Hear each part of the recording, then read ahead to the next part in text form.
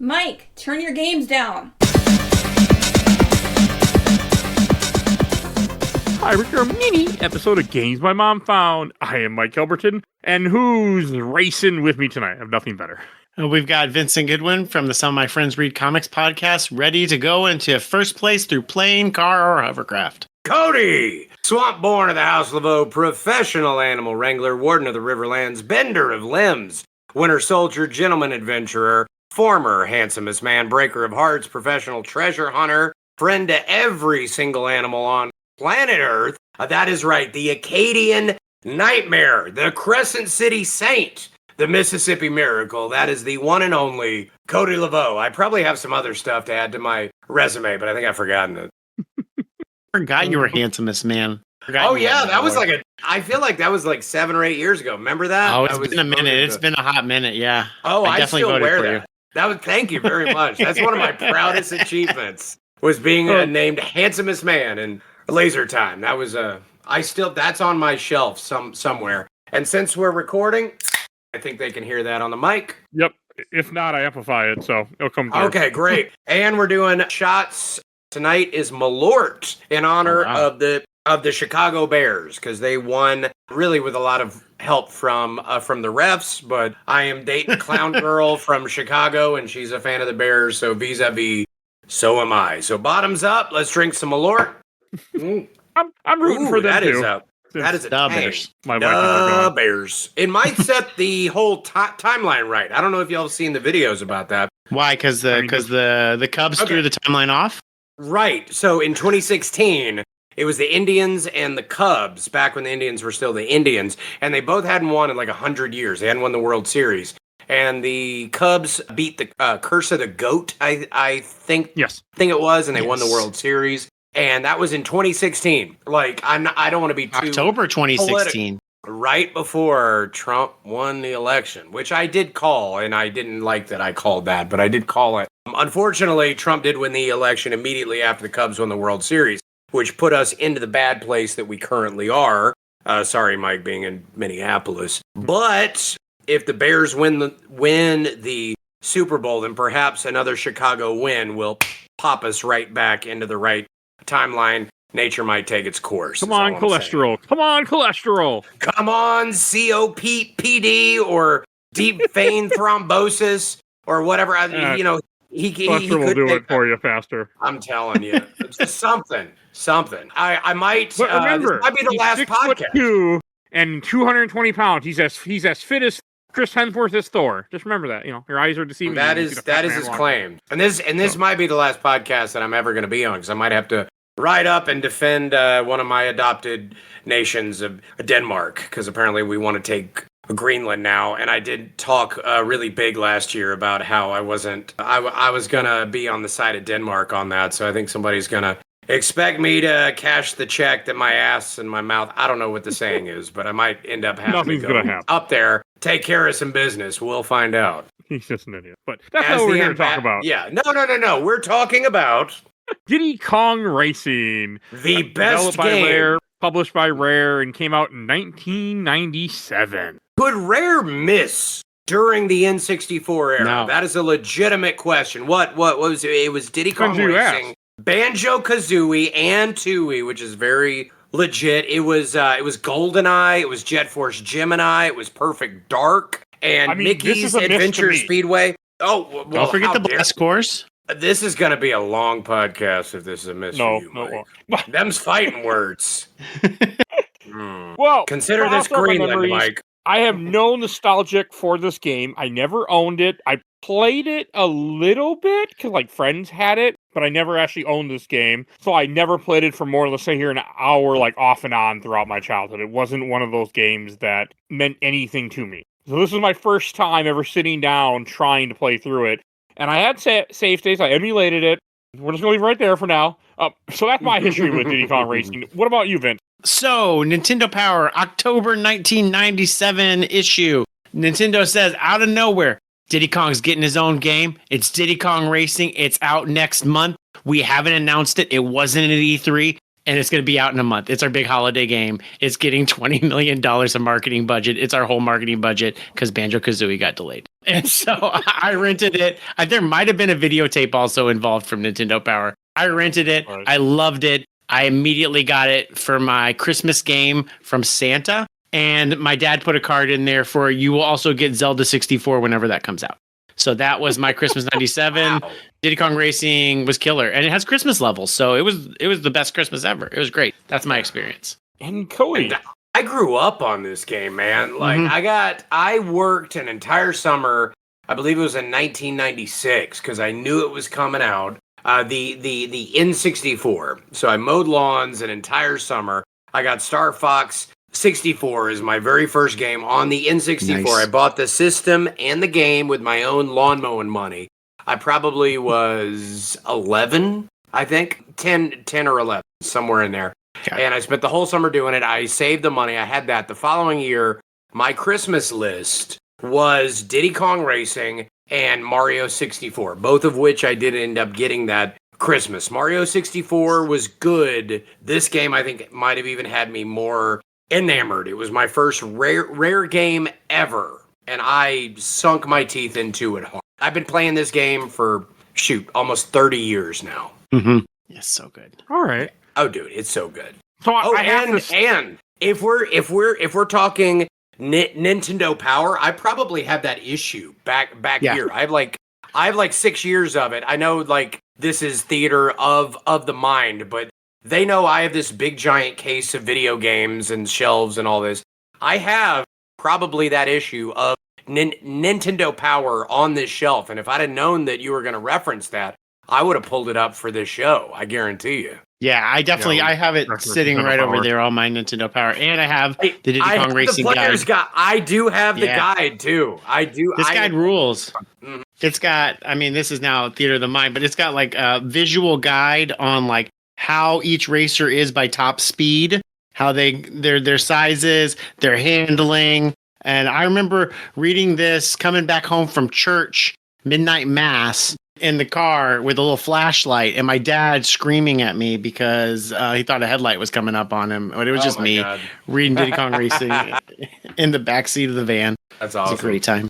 And the artwork during that time. There's something about it. They didn't. It wasn't just the in-game art used in the magazines and the player's guide. They like modeled it. So you had like this very mid '90s computer art to it. It's beautiful. I would hang that stuff up if they made a print of it. I mean, this was the era. Like, Rare wasn't missing because like it was like 1994 Donkey Kong Country, 95 Donkey Kong Country 2, 96 DKC3. Diddy Kong Racing 97. And GoldenEye came out like 3 months before this. Like, it was a crazy year. Crazy year for Rare. I mean, I like some Rare games, but most of them I have nostalgic for. To be completely honest, this is a game that I have no nostalgic for. And I also do not like racing games, and I do not like N64 games that much. Which you've said, which is why I've specifically asked for all of the N64 games to be like I want to be on all of the there's very few episodes. I know I want to be on all of them because I love them and I love giving you a hard time about it. I played the N64, like I had it when it like I remember having it and I had a bunch of these games but like going back and replaying some of these it's tough. Like, so I didn't play this on a 64 controller. I played this on the Steam Deck, which was close enough. Like I figured out the buttons. I mean, it's not the same obviously, but I don't think I was missing anything. No, it's not heavily reliant on the C buttons at all, so you don't need to like put those on the sticks. It's accelerate and special weapons. It's Mario Kart controls. Brake. Okay, exactly. So I remember liking Mario Kart 64, but I have not played it in well over a decade. It's rough. It's rough. Me and my kiddo love playing the Mario Kart because that's on the Switch, the virtual console. I will tell you, replaying Diddy Kong Racing, Mario Kart is for everybody. It's for children. Diddy Kong Racing is for men. And if you are a woman playing this game, you are now a lady man. This is what separates the men literally from the boys. This game, like Mario Kart, there's like blue shells, there's rubber banding, there are Like, you don't know what power up you're going to get. Your nephew or your child can technically beat you in Mario Kart. If they don't know Diddy Kong Racing, they're getting smoked, like straight up. You will hurt feelings playing this game in multiplayer. It's true. It is a game of skill. It really is. That's why I love it. It's so good. It's so good. And it makes you good. It is like it is a game that makes you get good. So we should probably describe it. It's a kart racer, like Mario Kart, like Sonic Racing, all those kind of things.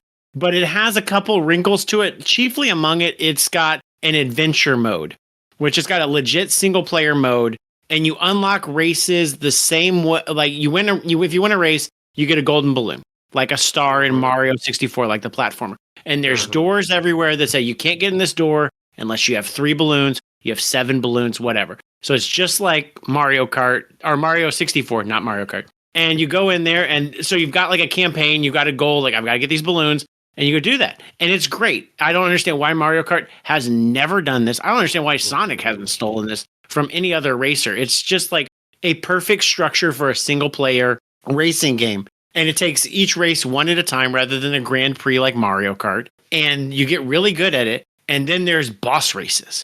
And you've got to race. And the boss races, to be fair, they kind of suck. And they're unbalanced. Kind of.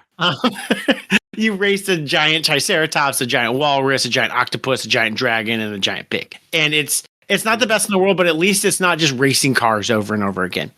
And then, I know people hate this, but I love this. They then add a second mode that you have to do, where it's called the Silver Coin Challenge, and you have to go out of your way to collect 8 silver coins on the track, and also get first place in order for you to win. And so you can't run perfect lines, but you get really, really good at this game if you're 11, 12 years old, and it's your only game. And then you break friendships because you've been playing this way more than your other friends. You're like, yeah, I love Mario Kart. Exactly as Cody said. And you get real good at like making like hairpin turns. You can you hit the zippers just right on the speed. You brake right. I mean, I haven't lost this muscle in 30 years. I haven't played this game in a decade. And I think I lost 2 silver coin races on the first try total. Then you're doing better than me, Vince. 'Cause the muscle memory's there. I did beat this game when I was a child straight up. I did have to use a couple of Game Shark codes on it, but all I did is I started with 10 bananas, so I was immediately faster than anybody else. That's all I needed to do that around one of the silver coin challenges. What is the Winter Village level again?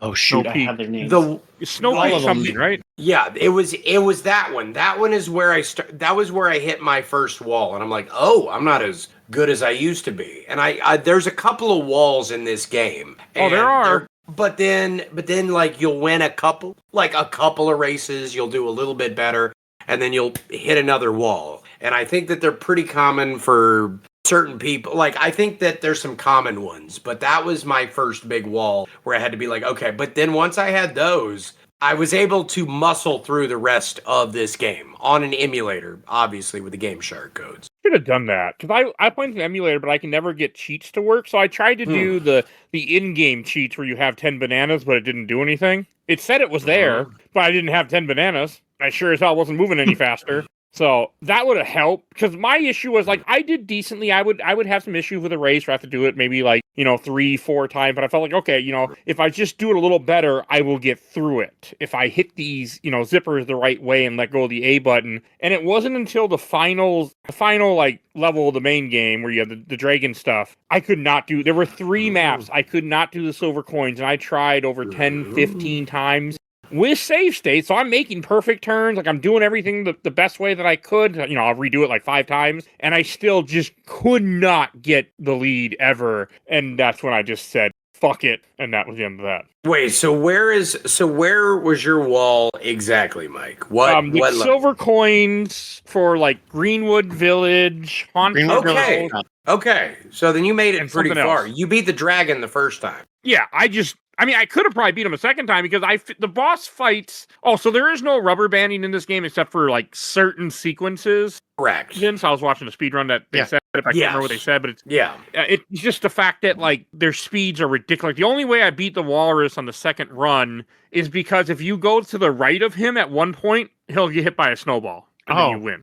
That's all I didn't even know that. The Walrus I always thought was the easiest one to beat. It was the octopus that would always give me trouble. Those bubbles were tough. The octopus is the octopus race. That guy gives me trouble. The second race with him. The Triceratops always gave me trouble at the beginning, but that one's actually like fair and beatable. I had the most trouble with the Walrus this time. And I think it's because I was playing because the different characters have different weights. And the boss races, they don't have zippers. They just have weapons or items, and you just have to manage like your boosts correctly when you use them. And I was originally using too light of a character, and she was like clipping the ceiling, or she would boost, but then not have the oomph to get past the end of the level. Like she didn't have the right top speed. Well, so I switched to the Tiger. For the Triceratops, the second race, you have to boost in front of him, or you have zero chance. He slows down at the end also. He slows down just a smidge. But you can use the shortcut. So you're I love a shortcut, but I need the boost in order to keep in front of him and stop all the bullshit with all the things that are falling and he knocks down. If you're next to him or it don't affect you. Yeah, I don't overtake any of the bosses until the final 10 seconds. It's usually pretty neck and neck up until then. Yeah. Who is y'all's main driver too? Because I heard you talking about switching over to the. I use Tip Top. Who'd you use? Really? Mike? I use the mouse. That's what the internet told me. Yeah. Okay. I thought you guys told me that too. Tip Top. I'm Tip Top primarily. The mouse is also good. The mouse has better handling, and she gets to her top speed, but she also doesn't have I used Tip Top as the turtle as a happy medium, and then the Tiger and Diddy have the same stats, and they're kind of like Mario. Right. I use everybody. Well, not everybody. I used a lot of the characters like near the end because I kept failing. So I'm like, okay, let me try a different character. Let me try this. Let me try this, and everything just kept going terrible. Who was the worst that you tried, Mike? The Badger, the heavy character. Really, I like playing with the Badger. The heaviest character is Crunch, who is also canonically the only character with bifurcated genitals. Thank you. You are very welcome from the animal expert. Fun fact. They're shaped like that. You can't see it. Mike and Vince can see it, but it's shaped like it's horrifying. Never look at them. All Kremlings have bifurcated genitalia. I assume they are like crocodiles. They're like a subspecies, sort of like a caiman or a Temistoma. They all have the same shaped genitals, which does that, and it does that. And if one breaks off, they still have another one. Fun fact. This happens a lot, Vince, when we talk about animals. Somehow. Exactly. Oh, I tell you horrifying animal facts. I had to work that in if it's a podcast where animals were involved. I figured not only was this an N64 game, this involved animals also. You don't even want to see the tiger's genitalia. That'll scar you for life. Shockingly more. Is it like a house cat with the spikes? Yes. Yep. Spiky and way more red and purplish than you would want it to be. When we were talking about snow leopard, then you would want it to be. A picture of a snow leopard penis ended up in the chat somehow. Oh my God. You're somehow. Yeah, somehow somebody did it. Yeah. Really wasn't me. I'm surprised. So, I was excited to play this game, Vince, when you mentioned it, because I know you've been mentioning, I think, this game for, a year, trying to get me to say it. It's one of my top 5 favorite games of all time, and it still holds. Mm-hmm. I'm glad you think. So, I wanted to enjoy it. You have you have the go-kart, you have a plane, you have the hovermobile, which is garbage. Yes, but, I wanted to have fun, and I was mostly having a good time with this game. It's just that I felt, because, when I'm playing with save states, I mean, I can, redo a turn. I can redo, and I shouldn't have as much issue as I was having. And when I tried watching, Let's Plays and stuff, they just race so fucking good. I'm like, I can't do that. Yeah. I think it's probably a lot like a fighting game where if you can find a type of racer that clicks with you, I think you'll have a better time. And Cody was talking about using heavy characters. Was that what you were saying you were using? Well, I did. I used Banjo for a while because it was fun. And then I switched over to Bumper the Badger because canonically he is the only character that's been in prison. I don't know if y'all knew that. That's another fun fact about this game.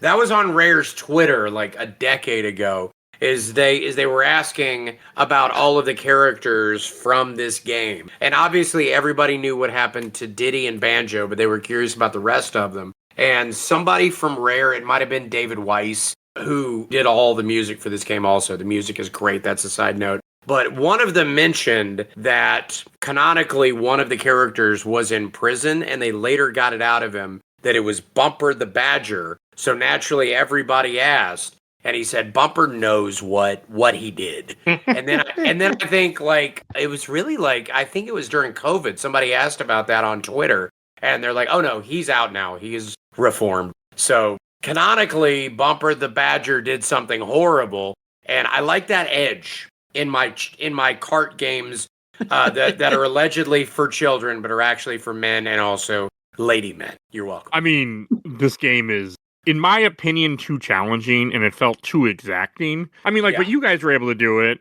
You know, Vince, it sounds like you did it completely legit, right? I did use save states. I did use save states between laps when I like locked in like a good so you lap. weren't even like me. I used save states only for the boss races and for the Greenwood Village Silver Coin Challenge. Okay, because I couldn't. That's what broke me. Is like when I'm cheating and I just cannot get it to work, and I'm cheating. Like that frustrated me because it's like I shouldn't have that problem when I'm playing like that. Yeah. The game, so I did this because I could not beat the final boss in it back in the day, is that you can unlock a character that has max stats, but you have to beat his staff ghost in first you have to unlock the ability to see him, and you have to be a staff ghost. And this is like beating Ancient Lake, like the first track, in like a minute and 1 second. And that means like taking every zipper, every line perfectly. And I played that level so many times. And there's a method to holding on the zippers that I still do when I play Mario Kart. I don't even think it's necessary. It's the speed up things where you have to take your finger off of the speed up thing, wait, and then your smoke is a different color. And then you have to have that right timing when to put your gas back on. And I'm very, very good at it, apparently. I'm not good at many video games, but I'm good at this one. I didn't know that. Sorry. Yeah, you got to do the same thing with the items, too. That's the booster. That you'll get a lot more gas.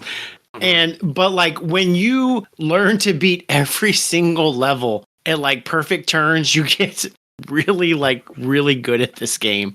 And then like Silver Coin Challenge is easy. Everything else is really easy. And so that's why I didn't have to cheat, I guess, this time. Aside from just like, I didn't want to repeat some levels. Well, this is also coming from a time when you might have one video game and it's going to last you 6 months. Yeah. So it's Saturday, you're not going anywhere, or it's Sunday. And again, Vince is coming back from Mass and you got like 4, 5, 6 hours. You're not going anywhere. You're not doing anything. It's either a Tetris sphere that your mom bought out of a bargain bin, or Letrix in my case. There's always that one game. I knew it.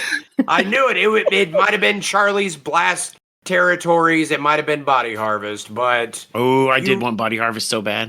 Oh, Body Harvest rule, dude. It was early Grand Theft Auto. For this show, Mike, it's Grand Theft Auto before Grand Theft Auto. Space Station Silicon Valley. It's so good. It's so good, dude. It was made by the original Grand Theft Auto 3 people.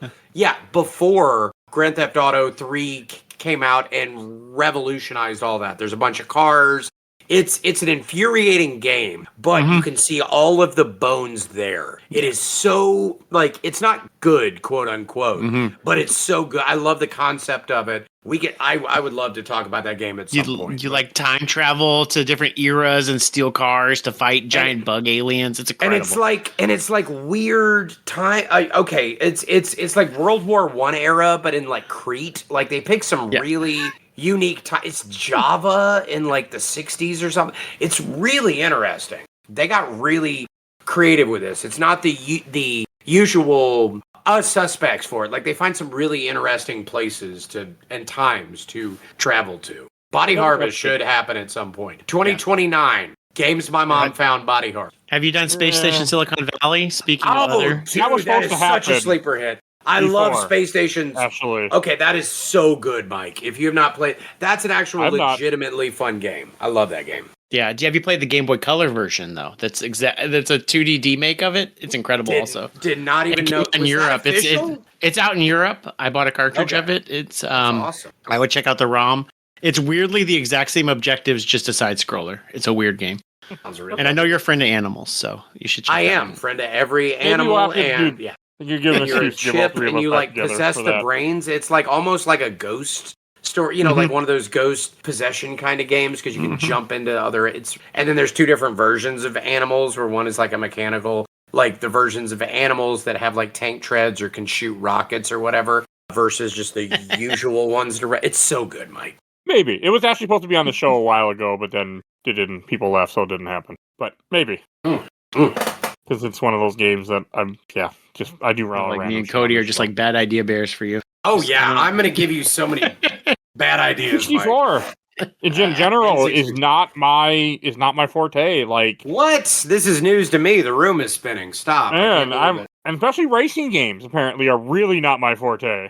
Have So you we're gonna played do many F-Zero X racing next. games for this show? Oh, we're doing F-Zero X? Yeah, let's do Yes. it. No, but My somebody son else makes that game look easy. My kiddo makes that game look so easy. Really? He No, plays that? Dude, awesome. it is impressive. He wipes the floor with me, and he's like, and he is single digit age, and he can still make it look great, like make it Gotcha. look flawless. Something about being a kid, man. Yeah. You No, still I got don't those like- reflexes. I don't like racing I've- games much, and I really don't like 64 racing games. I'm starting to realize. So, yeah. This is the Look, best one of them. This is the Yeah, best of no- the 64 racers. So if you don't like this, you're not going to like San I mean, Francisco. I like this Oh. game. I was having a 2049. good time. San Francisco Rush 2049. Wings Yeah. fly out on the cars. It's great. Yep. I was Beetle having Adventure fun. Racing. Until the game decided that you don't get to have fun, Mike. We're going to beat the shit out of you. We're going to step on you, and we're not going to let you finish this game. And Colorful game that looks like it's for children. that's what broke me. Yes. Because I was having a good time, but the silver coin shit is annoying.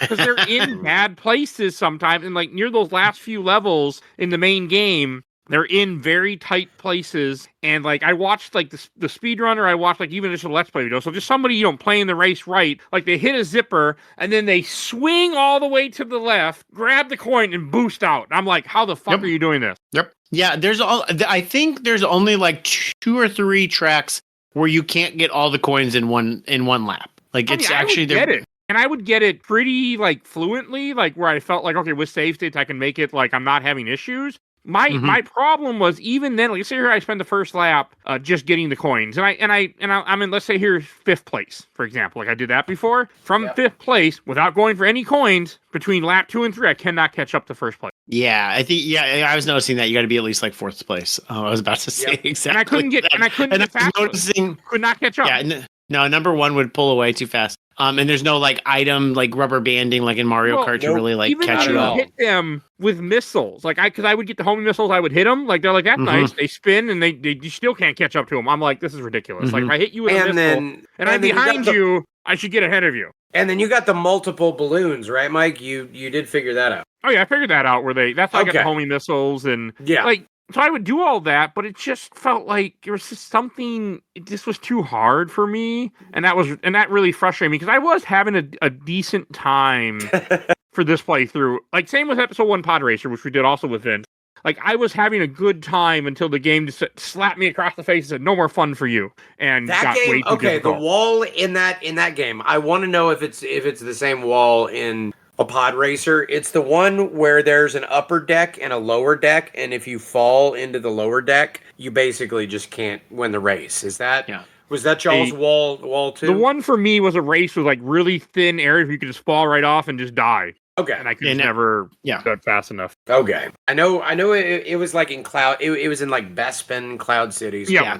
We also learned in that game though that if you get damaged, you have to pay money to repair your ship. Correct. Because it degrades over the campaign. Yeah. And there's a finite amount of money in the It campaign. carries over, so you have to play very. Good. Yeah, well, yes, I was gonna say, like, you have to be thinking towards the long term. Like, you could win the race and still screw yourself over in that game. Yep, exactly. Yeah, that was a rough game for us. Yes, Me, it us, was. and Carrie played that. I mean, this But- game so- was also rough for me. But other than that, it was fun. It just felt like as you got near the end, they had to make the game harder than it needed to be. Well, I- that's I- kind of a rare Yeah.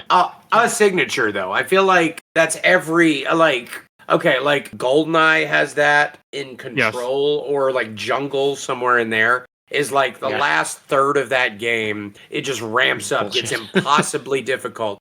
Jet Force Gemini, you might beat the whole game, quote unquote. Surprise, you have to go back and find all of the tribals. Like, shoot, dude. Battletoads, even back to Battletoads, it's bullshit. Like, pretty. Yes, I forgot about that. Yeah, like you get to a certain point, and the last third of that game, it can be a slog, especially if you don't know what you're doing. If it wasn't for that aforementioned player's guide that Vince showed, a young Cody Laveau would have never beaten this game. Like, I felt like even while I was looking at guides and like watching videos of how they did it, I still could not do this game. And that bothered me because I was having a good time for the most part. Like, this is it's a colorful game. It's still pretty fun. It's just, it's too demanding, I felt, in the races that you have to be like. And I also found out that they make the racers better and they're all faster in the silver coin races. So that was that tracks. Yep. Well, you're up in the ante. You're going from 50cc to 100cc. But I don't want to up the ante. Bingo. I know.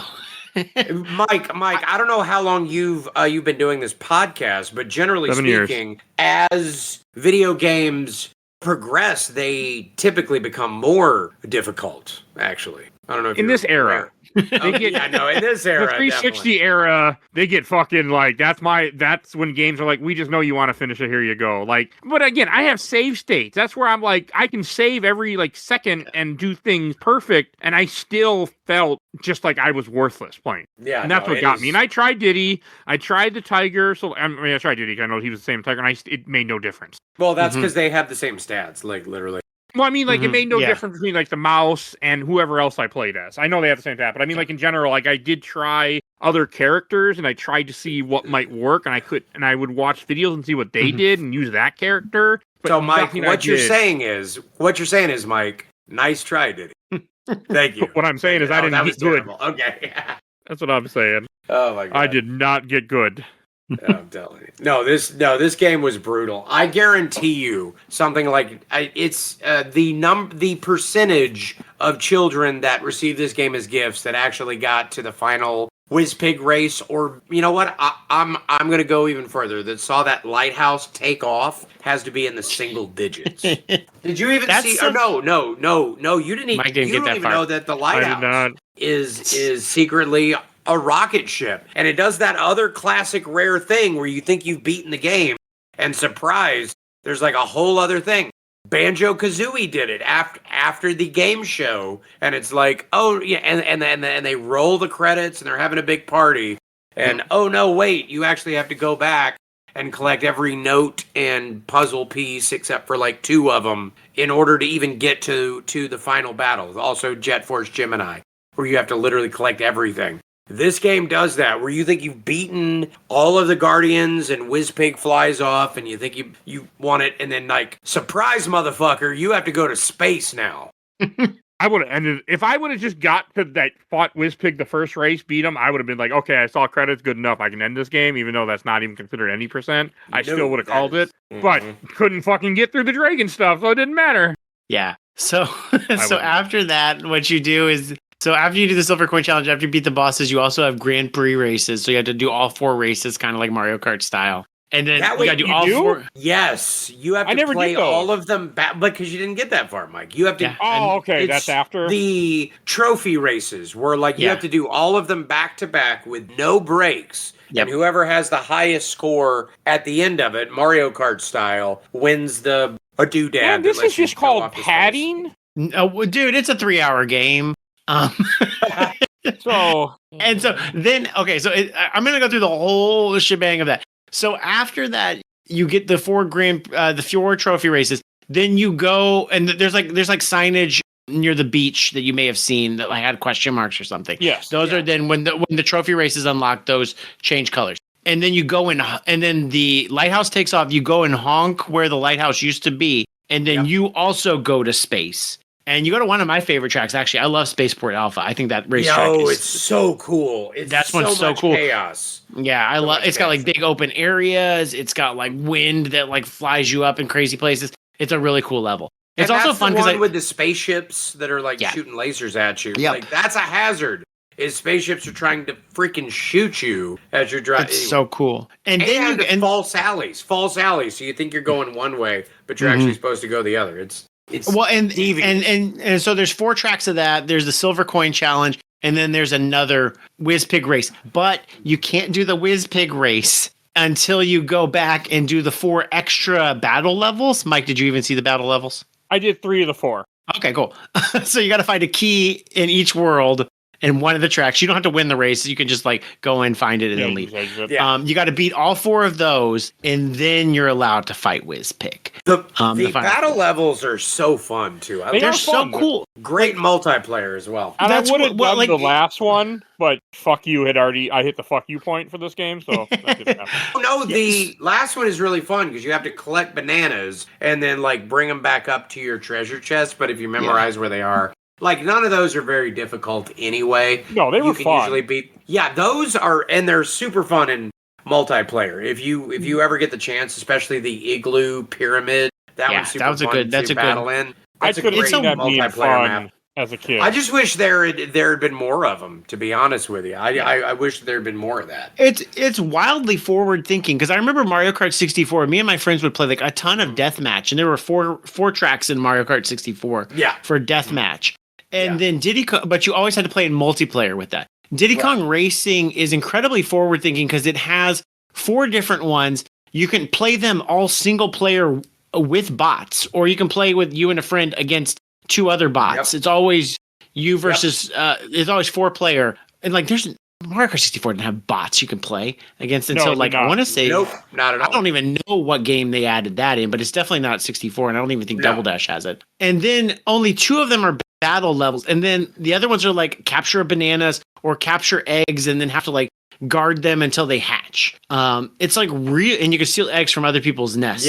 Like it's like there's variations like because Mario Kart has like the cops and robbers stuff now, but it sure didn't have that for a long time. Wasn't back in '96 for sure. So like Diddy Kong Racing's doing that. It's doing like the different cars. Like you can play almost every single level in that game as a plane, a car, or a hovercraft. You can't play the water levels, but as a car. But like even like Spaceport Alpha, which is a plane level with spaceships, you can play that as a car, I'm pretty sure. And you'll float up with the air. You can go right under the spaceships that blast you. Like no Mario Kart game doesn't let you play. Even the ones that like let you go underwater, or they have like Sonic has racing transformations. It's only in like that part of the level. It's not, you can play the whole level as a boat. You can play the whole level as a plane. And it's such incredible. Brilliant level design in that they thought about it beforehand, where they thought, okay, like how can we make this to where it works as up to 3 different vehicles? Most of them you can at least play 2. Some of them you can do 3. It's really fun. It's incredible. It's so I'm just like impressed by like what they were doing in '97 to like really upset the Mario Kart game. So I've never been like a Mario Kart fan because like Diddy Kong Racing has so much more like features than like a traditional Mario Kart. Up until like I guess DS has like a mission mode, and then like by 8 and Deluxe they started doing some cool things. And then do you know about the joint venture cheat, Vince? What's that? Okay, so if you there's the input cheat menu into Diddy Kong Racing because video games used to have cheats before there was DLC and you used to have to pay for it.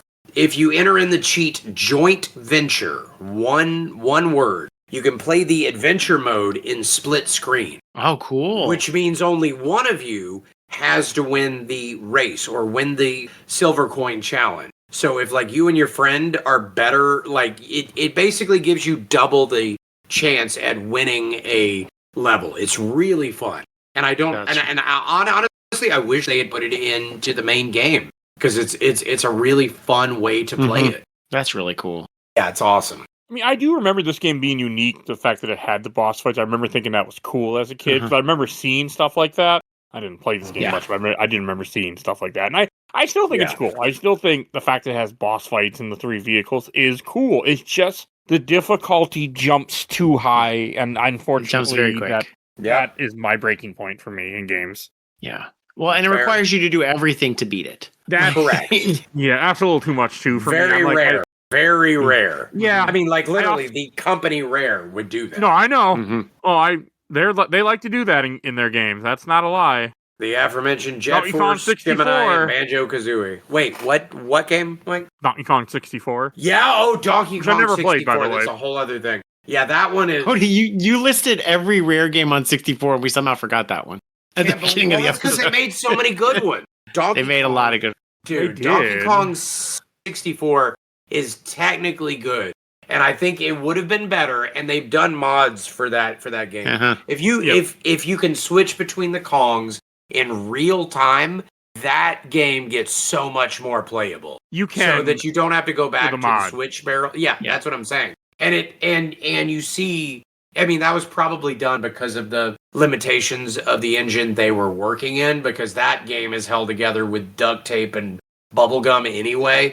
But I've gone back and played that game grown. And yeah, it gets so much better. And it was just that one little tweak. Just switch the Kongs in real time. The game's great.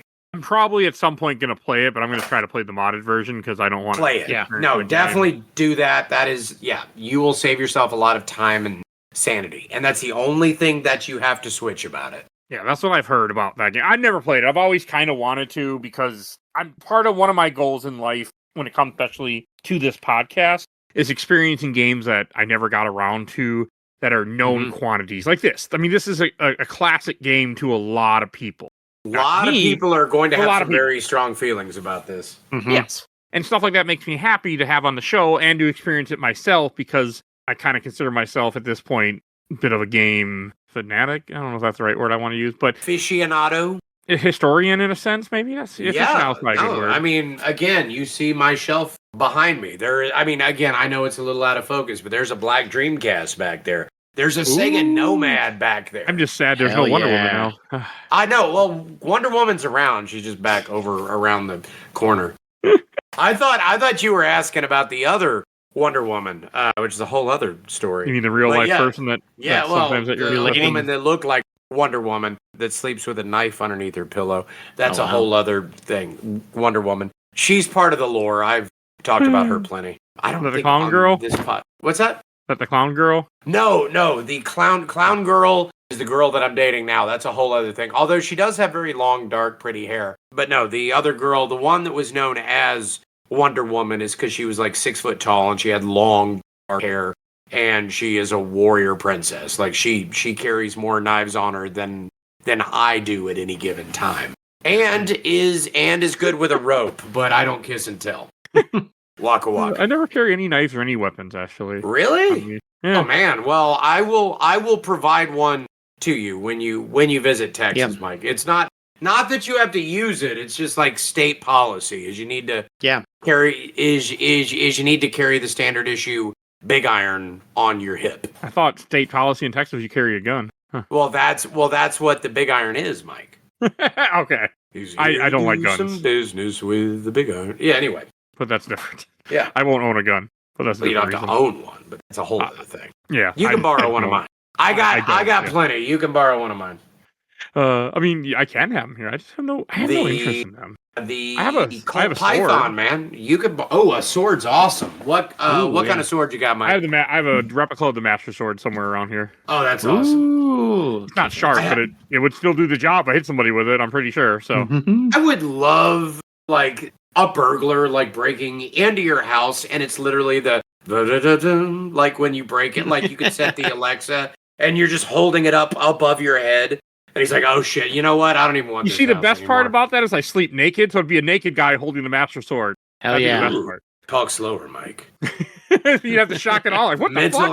mental image here. So, no, you don't need that mental image. Maybe if I lose Yeah. more weight, like I'm trying to, then maybe, but not right now. He's a very handsome man. Do not, Mhm. listeners, quit. Do not listen to Mike. Hey, I lost some weight the last I've met 2 him months, in person. He is a fox of a man. I lost 25 pounds actually in like Right 2 months. on, dude. Right on. So I got Congratulations. that shot, and then I incredible. started making lifestyle changes too. So Very, very proud of you, Mike. I did not know that, but I'm very proud of you. I'm trying Right on. because I needed to. They're like, yeah, you need to. Like, Yeah. all right, doctor, I'll cut out I'll cut out sugar for one thing, which I have. Yeah. That's hard. I like sugar a lot. All right, anything else I want to say about this game? Like, I mean, the planes are fine. The hovercraft I don't care for, but the other two vehicles I enjoy. Hovercraft. Yeah, I will say the hovercraft is the weakest of those three vehicles. The control is a little swimmy, pun intended on it. The turning is very difficult, especially if you're in water, because most of those levels are both in and out of water. It's not great. I think that's probably the thing that frustrated me the most about the octopus race was just like anytime you would like hit a wave the wrong way, it just feels like the same thing you would get in Wave Race. A 64, it would stop you dead in the water. Oh my god, I can't stop with the puns. But another game I've never played. Mm-hmm. Really? I'm noticing a trend with 64 here. You have so many blind spots. That would be the shortest episode ever, Mike. I think you would make it like you would get in the like you do the training round and you do the first real one. You might beat that, and then in like Dolphin Bay, you'd be like, all right, fuck this. Yep. I'm not doing. There's this only like anymore. 4 tracks in that game too. Yeah, so Mike would technically get halfway through the game. More racing games on this podcast. Okay, like I did this. I did 2 for Vince or 3. Yeah, Wave Race should have to be a mini episode. You'd have to include the Wave Race Game Boy and the GameCube one, if you must, and make it a triple feature. It is a trilogy, technically speaking. Yeah, I found though with the hovercraft though, if you flutter the R button, you can jump and that gets you friction again. So if you ever get stuck on a wave, you can just tap the R button and it'll like recenter you, or you can take turns that way. Yeah, it is the best way to turns, but you really got to just route it. I feel like is the best way. Like fluttering R kind of lets you hop a little bit. You can kind of like hit that wave and ramp off of it and not lose too much speed. But generally speaking, you just kind of have to learn where to go and how to go. It's frustrating. I mean, they didn't break me. That was none of the levels that I couldn't finish with the silver coins were those. They were stupid. Like one was a plane and the other ones are cars. And it upset me. Like it really bummed me out not to finish this game. Yeah. It bums me out too. But I'm also not trying to beat 100 games this year, so I don't care as much. So I don't. I'll beat what I beat. 12? I'm not setting that goal again. Like last year, I beat 100 games, and we're not doing that again. That's great. This would not be the game to try to beat. Like if you've never played this before, like honestly, I'm kind of giving you a hard time about it. But the fact that you got as far as you did, having never played this game before, that's actually like legitimately impressive. Because that wasn't like 2 days. Trying to do it. Yeah, I was gonna say you're doing this in a couple days. Yeah, this is definitely a game that took me like months to beat the first time, and then I got this game for Christmas, and I guarantee you, I did not get to probably this. Like I did not get into Space Fun City. What is it called? Space Fun. I don't know what it's called. It's the Space Fun Zone or. I did not get to that until at least spring break, like in 1997. Like I did have the player's guide, but it still took a lot of. You still have to do it. Like even if you know what to do, this game is just learning difficult. Muscle memory, and that's why I went so future Funland. That's what it is. Like I know, like much like Vince, this is a lot of muscle memory. Clearly, you have a lot more of it than I do, but you've also probably drank a little bit less Malort than I have over the last 30 years. But either way, but to me, that's what's so satisfying about this game is that once you know it and once you find that sweet spot and you can just hit it over and over again and you can just smoke them and get so far past anything because you know what it is. That is the addictive part of this game, is just getting good at it. It is the Dark Souls of N64 children's racing games. I mean, I wouldn't call this a children's game, but yes, you are correct. It would have been noticed. Allegedly, it has the veneer of a children's game. As I said, Lion King was a children's game. Yep. Mm-hmm. Oh yeah, that was a children's game. All right. Just can't wait to be played king. That for this show because I'm not brave enough, man. Okay, we did it a while ago, actually. Oh no! I'm never playing that game again. But yeah, it's on the show. Ooh. I found people to play it, and I beat it with save states. But that's crazy. That is wild. See, I beat that with save states, so like I can do so. I like with save that you can get shit done. Mike's got some skills that pay the proverbial bills. I mean, I do make money off this podcast. It's not much. This is true. I make like $40 a month, Hey, which I'm happy with. Like, thank you, people who are not Patreons out there. Like, no, that's wonderful, but it's like, I don't do it for that. I mean, I would love to see this thing blow up, but yes, it's not. I don't want to brag, Mike, but I make almost double that a month on TikTok. I figure you make a lot more than double that. Wow. I'm a follower of Cody Laveau on I am too. Thank you very much for that. No, it's been doing pretty well in the last couple of months. I've gotten very lucky with it. Mm-hmm. You're a Gets me lots of free stuff. Yeah, I know. I'm like this is what I want to be. I want to get to a point where Wikipedia or the internet recognizes me as an internet personality, even though I'm just Google a voice. search, man. If you search my name, there's like a little box that pops up. Yeah, but that's because you've had like TikToks that like blew up that forced you to write a novel that I have downstairs. I've gotten cast on TV shows, and I got a book deal. It's weird. It feels very surreal. It's very odd. Yeah, I couldn't believe it. Can you imagine all the way back in the laser time days? I could goofing off. Yeah, that's fair. Well, Cage and Crippler. You were quite the popular thing. I had like a fake yuppie persona that I tried to make a video of, but I didn't. That was going to be like a Cody Laveau yuppie version, and then I chickened out. There's still There's still time. I had a little vest and everything. I was ready. Life is too short. If you have a good idea, put yourself out there. It doesn't cost anything. That's why I make. I'm serious, man. It's just. I just didn't know you at the time. No, I will absolutely. That's fair. Yeah, I didn't know you back then. Yeah, we met I met him like 7 years ago because this show just hit 7 years at the time of this recording. Wow. Yeah. No, technically today, the time of this recording, the show is 7 years old. Oh wow! Look at that! I'm on the anniversary show. It's not the anniversary episode, but it's recording on the anniversary day. Right, it's recording on the anniversary day. We're getting inside baseball here. I love it. Yeah.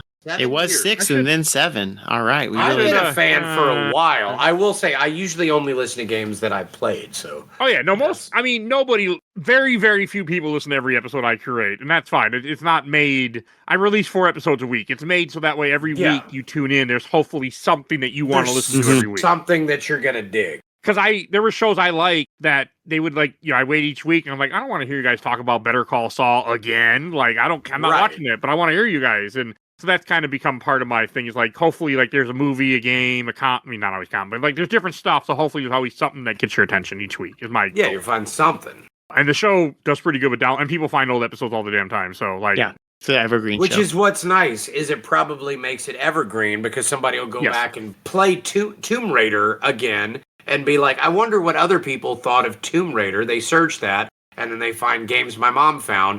And then they hear me talking about animal dicks, and they regret every decision they ever made. We got to do more of those Tomb Raider games. I can't wait. I got the collection of 4, 5, and 6 too, and 1, 2, and 3. Oh god, these are never gonna die, and I love it. I love it. They're going to make a new Tomb Raider game before we finish talking about all of the old Tomb Raider games. Easy. I guarantee. It's already coming out, so it's already. Oh hell! I think they just announced one. Yeah, they announced one. Yeah. They announced another it's like it's in the Tomb Raider Legend continuity, not in the 2013 continuity. Oh my god! Yeah, it's already stuff coming, but yeah. Oh my god! Well, it's a good thing that I'm firmly brushed up on my Tomb Raider Legend lore, exclusively for this podcast. So the only key I was missing was the one in the castle level that apparently you have to get up to a platform to get. I just watched somebody do it. Flip the bell. I feel like that's a weird design because there's one. It's the only thing in the game where you hit a bell and it brings up the bridge behind you. So you have to, but you never see it, and then you turn around and you go up it to go get the thing.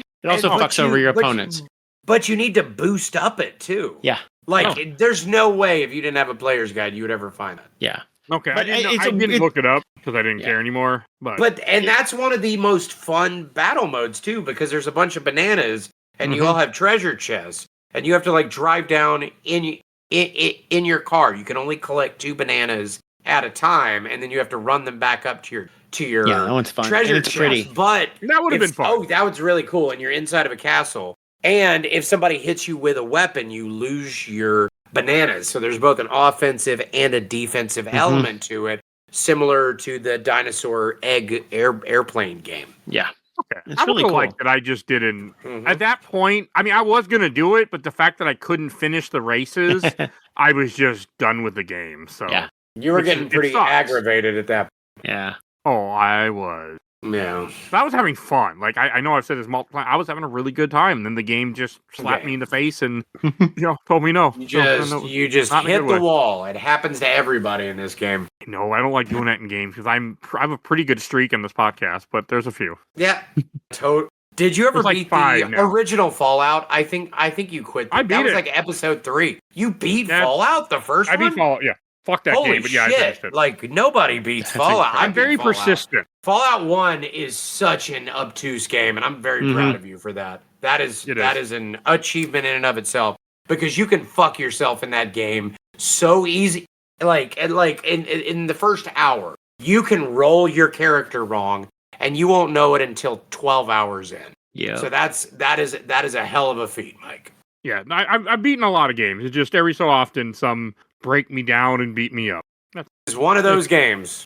It is what it is.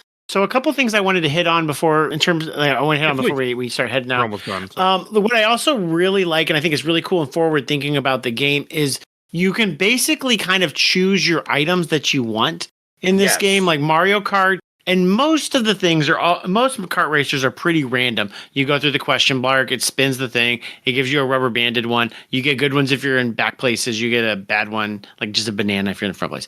This one has different colored balloons. So like blue is boost, red is rockets, green is like an obstacle behind you, like throwing a banana.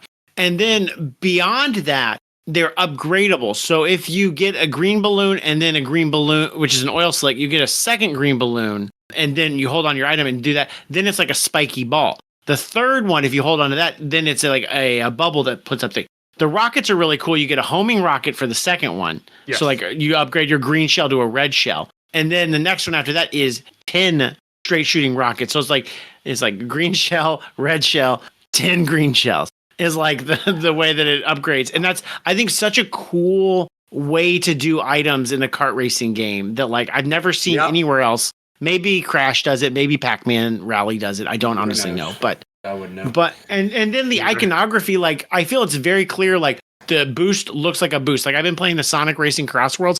I don't know what three chows with a crown does. I don't know what that means when I pick it up. It's just like I think it's a speed boost, but it doesn't look like speed boost. It doesn't look like something to kill somebody with. A target or something. It's like their iconography, I think, is really well designed in this game. They are in this. Yes, you know what you're getting. Yeah. But the weird thing is the upgrade path is actually slightly different in the DS game. You go for the rockets, you go from single rocket to 5 rockets to homing rocket. They swap it up. It's a very odd choice.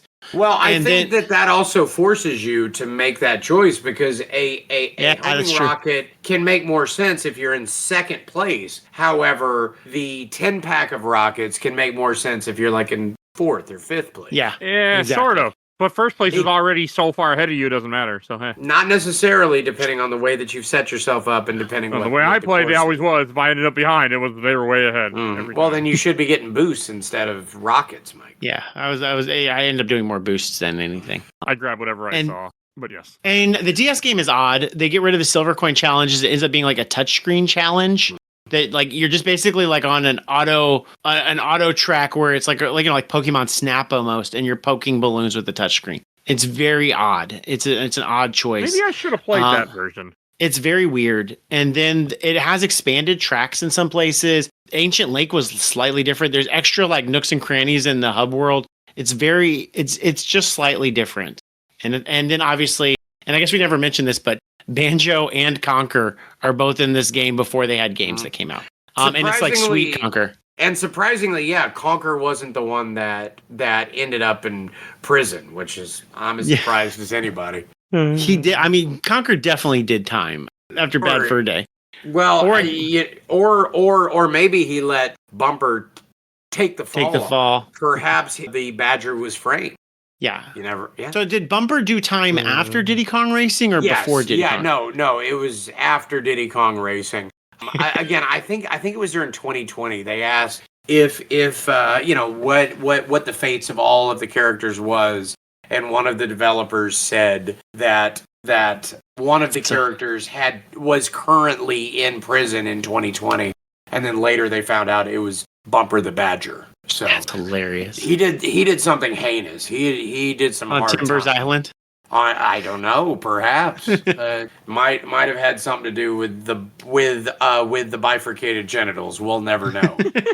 Well, I mean the whole premise for this game. Do y'all know the premise for this game? Vince probably does. Mike, do you know the premise for this game? I do not. Okay, so Timber the Tiger, that's his island there. Like, his parents have it, and he just lives there with a triceratops and a walrus and a dragon who were all nice. They got turned evil by Wizpig. And he also lives with a racially insensitive elephant, which I can't do his accent. I'm not going to do it anymore. I used to do it. I used he had a to voice? do it. Oh, yeah. I just the whole time. Sorry. Yes, he did. Oh, he is very Apu. Did it, I would get canceled on your podcast, Mike. That's how offensive it is. And after you win, he like chants. It's bad, and he says Alakazoo or something. I dream of Genie, head bob thing. Yeah, no, it wears a turban. His name is. I saw the turban. I don't know why the magical blue elephant was living with Timber and his parents, but Timber's parents go out of town. So Timber, like any spoiled rich kid that owns his own island, immediately throws a raging house party in which I believe he invites Tip Top, Pipsy, Bumper, and who else am I missing? Banjo, Conker. No. He did not. He invited Conker, but he did not invite Diddy, Banjo, or Crunch. So he ends up. So then Wizpig shows up and just completely fucks everything up because he finds out that Timber's parents are gone. Also, the Rooster, who's my favorite character. Drumstick. Drumstick is there. And Wizpig shows up and he's like, hey, I'm going to tear up your entire island here. And Drumstick challenges him to a race. Drumstick loses. Wizpig turns him into a frog. And if you beat the dragon the second time, I believe that's when you do it, one of the frogs will have a rooster comb on his head. And if you run it over, you unlock the secret chicken character, who's the second best character in the entire game. And so after Wizpig turns a Drumstick, Timber goes, oh shit, it is real now. So he calls upon his friend Diddy Kong out in Kong Land, out in Donkey Kong Country. Diddy calls for backup. He calls up Banjo, who lives in a bear country, not the one from Disney, but the other one that's right next to, because some of the bears do appear in one of the Donkey Kong games. Banjo shows, what's up? It's 3. 3, okay, yeah. So then Banjo gets the word from Diddy, and at the same time, that message is intercepted by the Kremlings, and Crunch is sent out to spy on Diddy to see what he's up to. But then he decides that Diddy is cooler than the Kremlings, so he ditches them and becomes a turncoat. There's so much lore in this game. And then joins in and becomes friends with the whole crew that's now on Timber's island. And then on the way back after Wizpig is defeated, that is when Banjo meets Kazooie, because he gets kind of off in a time, he gets diverted in some kind of way, ends up on Breagle Island, becomes best friends with Kazooie, and that's the premise to Banjo Kazooie the first game. But in the Game Boy Advance game, they all get sent back in time before Banjo met Kazooie. So then they have to redo the whole thing all over again. So now there's a multiverse within the Diddy Kong, Banjo, Kazooie, Conker, Timber extended universe. Wake up, Mike. Wake up. This is important. There's so much fucking lore to all of this. Did I miss anything, Vince? You did not miss anything. Although I will add the Diddy Kong Racing DS game does add more cutscenes and more stuff on Kong Island. I would never touch that filth. That is disgusting. Don't ever bring that up. They added more Diddy to it. Yeah, this is all. I don't know how much. I know that there is a cutscene where Wizpig shows up and terrorizes all the animals. I didn't watch the cutscene, but they're in the. This is how much of the story. Look at Vince's manual there. Yes, there's so much story. I heard. Yes, there's a whole story that is in the manual, and you would never know it otherwise. So does Banjo? Is that Banjo scene where he goes to Breagle Island? Is that in the game in the credits? No, not at all. This is in the extended lore. You would have to read different game manuals for that, and I think it was explained later. And there's wikis and there's all kinds of stuff on it.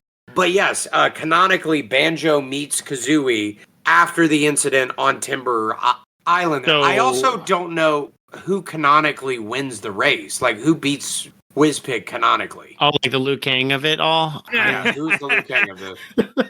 I don't know.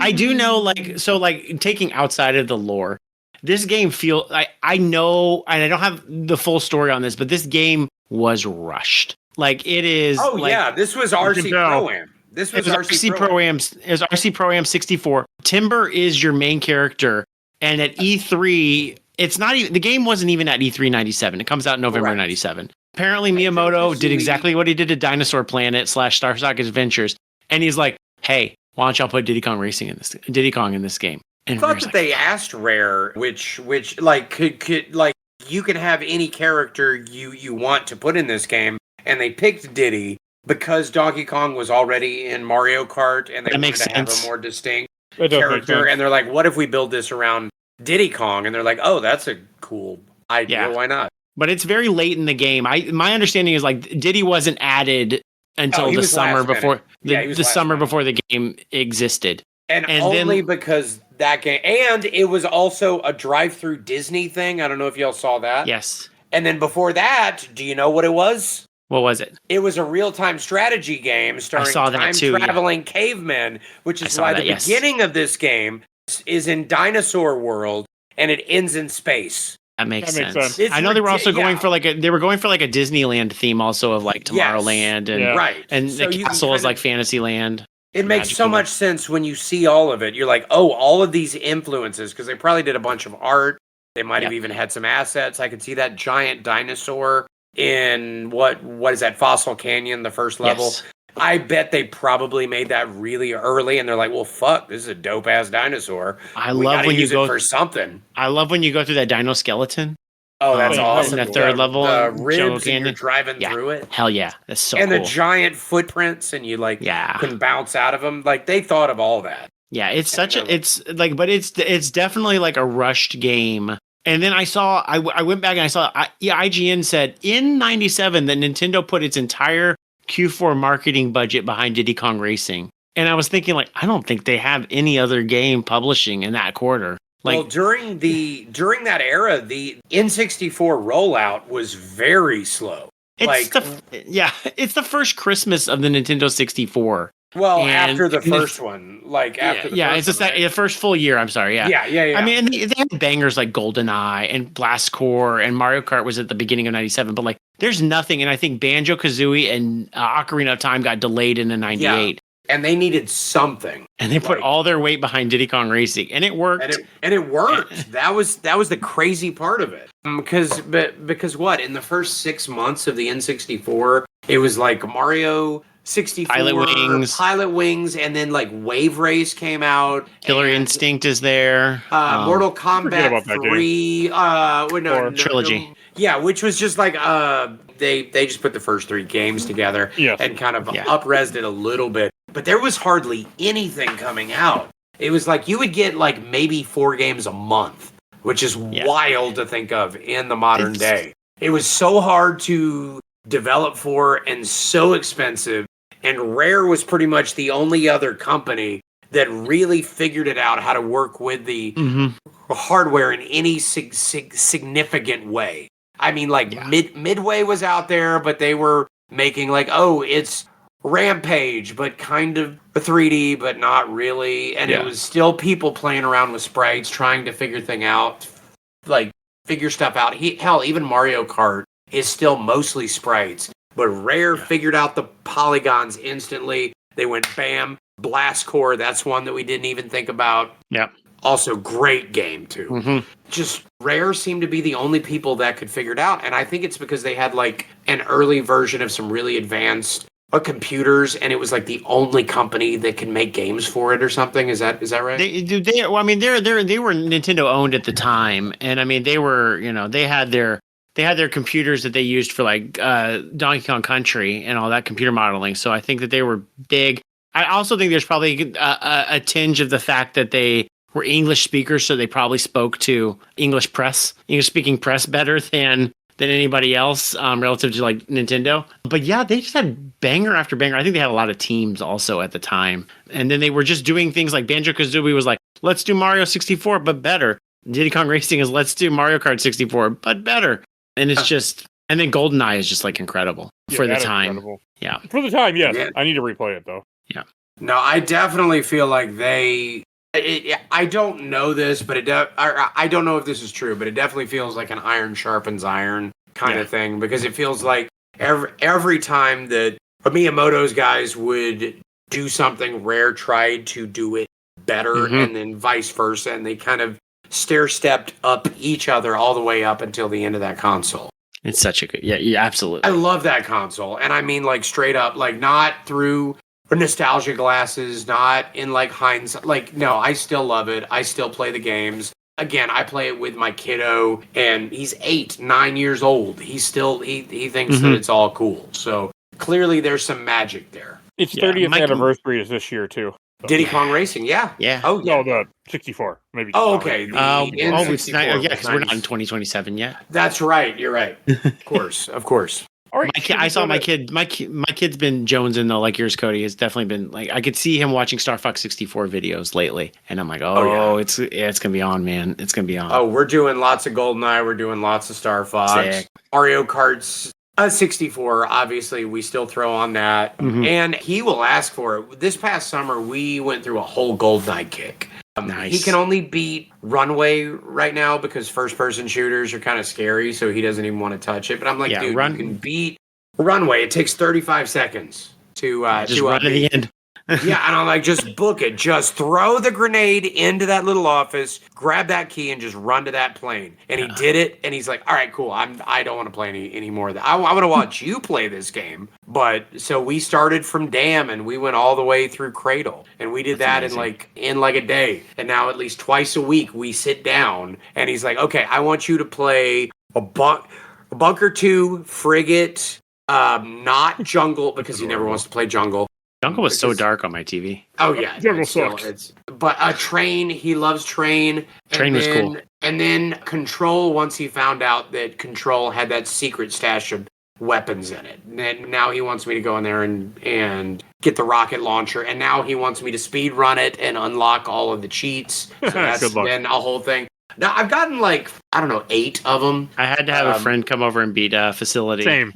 To get invincibility, I could. Dude, there is no way I could do that. Okay, so I put on turbo mode. Or no. I didn't put on turbo mode. I put on the Magnum, and I can beat that level like because with the Magnum you can just basically shoot shot. The walls, yeah. Yeah, I mean you can do all kinds of, and I routed it, and I can beat facility on 00 in what, like 2 minutes and 35 seconds. That's I think crazy. is my best. No, it's a great time. Yeah. But that's still with the Magnum, and it's still like 20 seconds. Yeah, I think it was 215, right? Like, yeah, and it's I'm like 215 or 150 off the top of my head. Yeah. No. It's like 205 or 215 or something. But I can do it in like 225 with the Magnum on. That's crazy. It's insane that somebody could do it without cheats and just get it perfectly. Because shaving 10 seconds, for those listening that don't speed run, shaving 10 seconds off of something is hard. I mean, you might as well shave off half the level. It is so hard. It is ridiculous. Let's go to Shelf Stacker Box. All right, we're talking about Diddy Kong Racing. Sorry, Mike. And Vince, why don't you lead us in since this was your idea? We're gonna shelf it. We're gonna put it.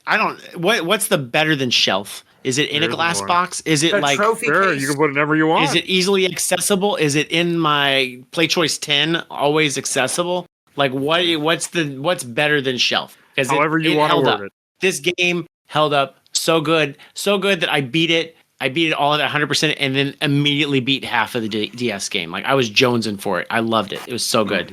Cody. Number 1 with a bullet.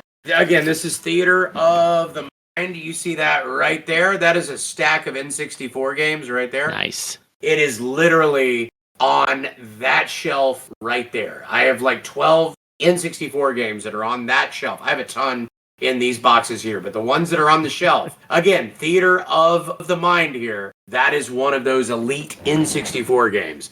This is Shelf of the Shelf.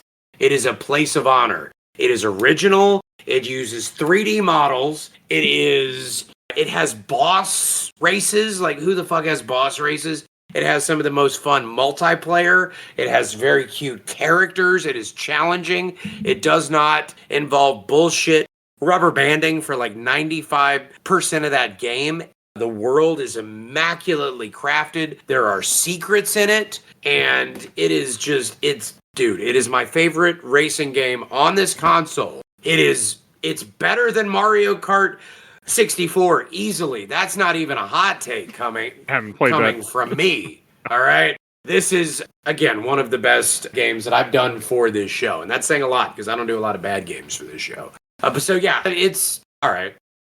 I'll go last. This is going in the box. Because, I mean, not that I didn't enjoy it, but I couldn't beat it. So right there, the game fails for me when I can't finish it with save states. Like, that breaks me, and this game is fun, but the difficulty is just too much for me. So it's about the journey, Mike. It's not the destination, man. It's not about how's Timbers Island going to be saved? Exactly, dude. You just left him hanging very well. Hey, 2 out of 3 ain't bad, right? That's what Meatball said. So hey, 2 out of 3 Island survived. Have you ever put an N64 game on the shelf, Mike? I'm sure. Perfect Dark is. I love Perfect Dark.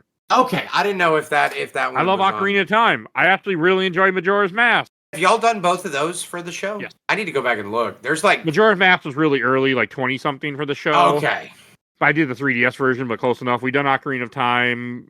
We've done GoldenEye, Perfect Dark. Yeah, that's mainly. There are upwards of 25 games that you've covered on this show, Mike. I can't keep track of all of them. Oh, yeah, it's only 20. Your mom found a lot upwards. of games. I said upwards. That is technically. I think I've been on 25 episodes of this show at this point. Oh, Jesus, I did make a list of games I podcasted about on my backlog. I should at this point. Also did episode 1 Pod Racer. I can say that too. 64 game. I don't know. There's probably some others I can't think of, but that's good enough.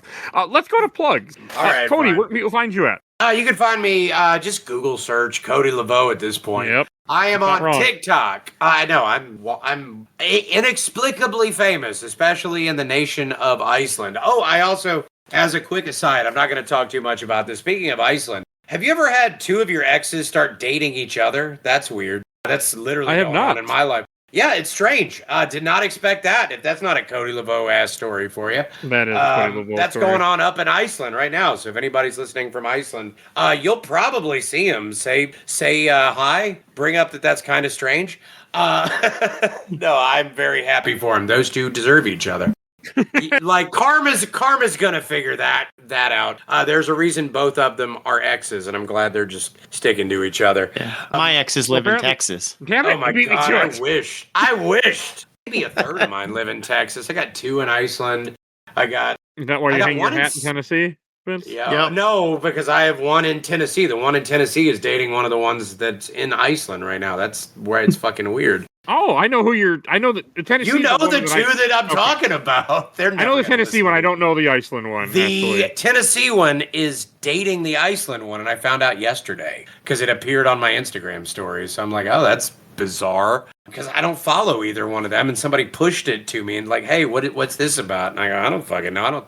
I unfollowed both of them. I don't know why people do that. Like, I would not have pushed that. If I even noticed it, I wouldn't have. Like, I didn't need that in my life. Y'all can go have fun. I'll never forget. I used to work at Sam's Club. I quit working there, and I was working at the Mall of America. And so this is like, let's say you're like a year, let's say 6-7 months later. And some guy that I used to work with, like, oh, did you hear that your ex had a kid? I'm like, yeah, I know. Why are you telling me? Like, what? Like, I mean, I already knew, I wasn't unaware, but I'm like, why are we telling me this? Like, I haven't seen you in 6 months. We used to work together for like 4 years, and the first thing you want to tell me is my ex has a kid. Okay. Is my ex just had a kid. It's the weirdest thing. Like, it is bizarre, right? People like to do that shit. Like, no, I don't. No, they love the drama, and I feel like. I mean, that place was kindergarten, so that's fair. Yeah, that is fair. I feel like this is just the most polyamorous, bisexual bullshit, which I honestly brought upon myself. Let's be real. When 2 of your ex-girlfriends start seeing each other, they live in 2 different countries.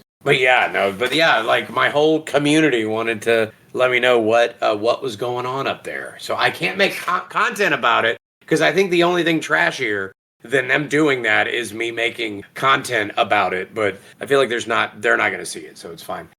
But yeah, you can find me. No, I think they might be huge fans of games my mom found, and then they're gonna message me, and I'll just laugh about it. Bet they And love I'll be like, Diddy I Kong didn't Racing. name y'all. I didn't. The 100 like, to 200 people that will listen to this episode, I think it's okay, safe. Yeah, I think They're we're gonna be fine. love Diddy Kong Racing. That's what this whole podcast Diddy is Kong waiting Racing. They're going to make it all the way through Diddy Kong Racing, just to be like, oh shit, that one is dating that one. And I go, yeah, I know. This is the nugget.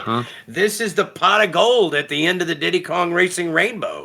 Come on. But yeah, so yeah, you can find me on a TikTok. I think I'm like 194,000 followers on there. Where I will not be talking. Yeah, no, it's getting weird, being weirdly famous. I have. Thank you very much. When is this going to go up? February 3rd. Perfect. I have. Hopefully the Bears are still in it. What's that? We talked about the Bears at the beginning of the Bears recording. to still be in it. I was drinking Malort. Don't age it too much. But yeah, hopefully. But yeah, the next Redneck Abroad series has already been announced. It is Redneck Abroad Mardi Gras. So I'm going to be out in New Orleans in the old country, hanging out with my distant kinfolk and who knows who else. I'm driving from Texas all the way out to New Orleans with a troop of clowns. Literally, I'm going to be out there it's going to be me and 19 lady clowns. So I didn't know how I fell into that. That's a different That's someone's fantasy right there. Oh my God, it is mine. Oh, you never know what's going to happen. I'm drowning and clowning, man. It's going to be great. Makeup as far as the eye can see. But yeah, that's going to be a whole series coming up about 2 weeks after this podcast drops. But I've already announced it. You guys check all that out. Stay tuned for Redneck Abroad Mardi Gras. I have a whole back series. By this time, I also have a series called Blue Collar Book Club, where about every week to week and a half, I read a book and then I talk about it on the internet. Y'all can join in there. I love to talk about books. I make all kinds of silly videos. I'm on YouTube. My newest series, or my newest long-form series, Redneck Abroad, has already debuted on YouTube. The second episode is now out or about to be out, A Redneck Abroad London. It's like a 35-minute episode of me wandering around London. I already have one for Padre where I go alligator hunting and I catch a 4-foot-long stingray. You gotta see it to believe it. So thank you all for following me on all that. I'm on all the usual socials, Instagram, etc., etc. Yeah, that's my whole thing. Who knows what I'm going to be doing next? I'll have something to plug in the next one, Mike. And Vince. Well, you can find me on TikTok at Cool Uncle Vince. I have 19 followers. So, that's... Yeah, I know. About to have... I follow you, Cody. You can follow me back. I follow 68 people. Then you're about to have 20. Then you're about to have I'm going to have 20. I dated this already. So, no, and I also host the Some of My Friends Read Comics podcast. It's a bi-weekly podcast where we cover a monumental comic that we should have covered a long time ago. Right now, we're reading The Ultimates as our long read, and we've also covered with Mike. He helped come on and cover Super Metroid, the Nintendo Power comic with us. And my co-host Chris has been on several episodes of Games My Mom Found. I think he did all of Sandman with y'all. He did almost all the Sandman, except for like 2 of them, and then he was also on Perfect Dark, actually, a long time ago. Oh, nice. It was Perfect Dark, and me and him were on the NBA Street Volume 2 episode together. That's plugging your show, not my show. Chris is a great podcast host. He's our guest. Yes. He also does Your Stupid Minds. It's a bad movie podcast. They just did Man of the House with JTT and Chevy Chase in honor of the Chevy Chase documentary. So I'm going to come check that out. Some of my friends read comics. And Mike. If you enjoyed this episode, over 900 other episodes of this podcast, we do movies, TV shows, video games, comics, all sorts of content. If you want to support the show, we do have a Patreon. Little dog vote in our Patreon poll. We have 1 to 2 polls a month. Right now, it's 2 polls for January, February. And if you donate $10 or more, I will plug your podcast or YouTube like these lovely people. Phoebe Stanton, the Let's Play Princess on YouTube and Twitch. And check out her podcast, Nerds of Broadcast. And check out Zach's podcast, absolutely the best podcast, A Work in Progress. Talks about MC movies, MCU adjacent movies, and they are currently on the Alien Predator franchise. So check them out. And want to give a shout out to my awesome intro and outro creators, Helena at Hell Hasfer. You can follow her on TikTok and Instagram. And check out Bill Tucker's podcast, Gamer Looks F40. He also started a new religious podcast, which is also really good. And I am not a religious guy at all, but I like his show, Carrying My Cross. So if you want something a little different, check him out. Great person. So that's why I tried listening to it, but I actually good. It's awesome. Which is not my cup of tea, because I am very not religious, but that's a whole nother conversation. So check them out and join our Discord. If you want to be on the show, you want to suggest things for the show, we have a Discord. You will see a link in the show notes for that. And please follow us on Facebook, Instagram, Threads, Blue Sky, YouTube, audio only, wherever you get your podcasting. That's everything I need to say. So we will see you guys all next time. Bye, everybody. Bye, guys. Hey, Mike, if it's, but take it easy. And if it's easy, take her twice. Vince, say goodbye, Vince. Bye. Goodbye, Vince.